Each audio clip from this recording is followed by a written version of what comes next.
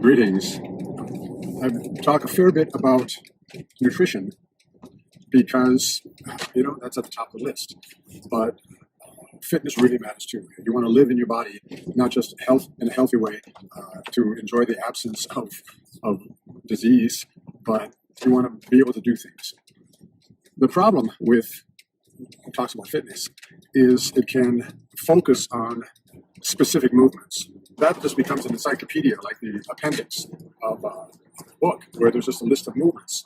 And, that matters. We may look at that. If there are movements that just people do in an unsafe manner, that needs to be corrected. And it's not about impressing anybody with the hard way that you're doing it. It's about, top of the list is safety, because you're in it for the long haul. And if you get injured, then you're out for a week or 6 weeks or 6 months. If you're a normal person, then you're not. Injury is not. It's not a consideration because it's outside your the center of what you're interested in. You may not realize that you can just get messed up. Almost always, you come back from it. It's just a matter of recovery. So the idea of overtraining, one of the predictors of injury are the signs of overtraining. You're overtraining, which is just a way of saying you're not recovering. If your training outstrips your recovery, then you're going backwards.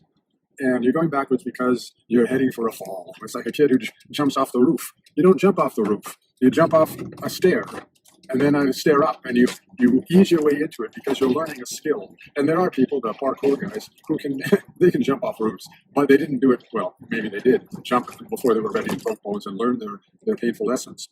That's all of us. If we don't approach the situation with a learner's mind, with a beginner's mind, with a little bit of humility, we're heading for a fall. And I'm talking about overtraining.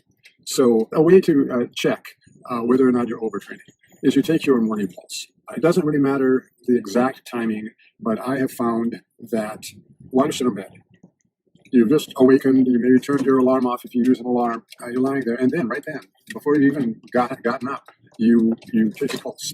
You can do it with a device. You can just put your your fingers on your wrist or on your neck here, and you'll feel your pulse. You don't have to do a full minute. You can do 20 seconds and multiply by 3, but you get how many beats you have in a minute. It's very powerful. It tells you something about the quality of the sleep that you just enjoyed, and it tells you how you are generally recovering. And here's the point: if you've got a trend now. You know what your morning pulse generally is. I used to think I was such a good driver, and now I know I'm a safe driver.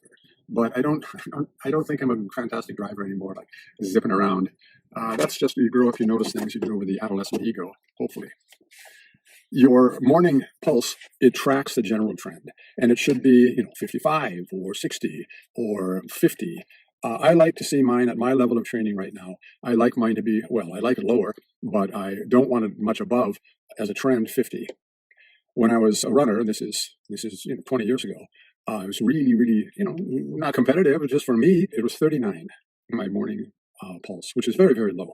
That's a good thing because the lower it is, the less work your heart has to do, or the less work it is doing to pump blood through your body. It's not bam, bam, bam. It's boom, boom, slower. It's a whoosh, whoosh, whoosh instead of a pop, pop, pop, pop, pop. So that's how I look at it.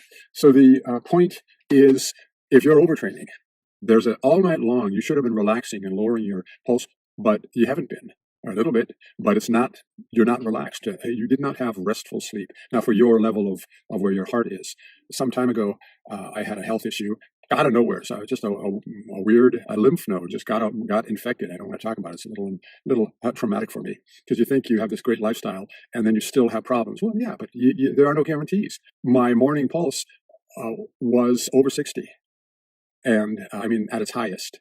For me, that's 20%. That's 20% worse. So my body was stressed and working very, very hard.